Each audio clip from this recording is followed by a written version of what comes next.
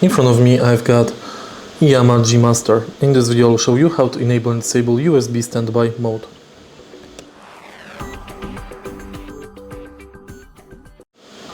USB standby mode, or USB power in standby, refers to the ability of monitor or computer to supply power to USB ports even when the system is in sleep, hibernate or turned off.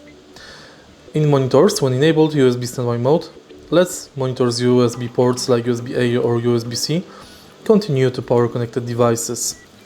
In order to enable or disable this function, go to OSD and next in Setup, scroll down and switch this button on or off. If you find this video helpful, please leave like, comment and subscribe.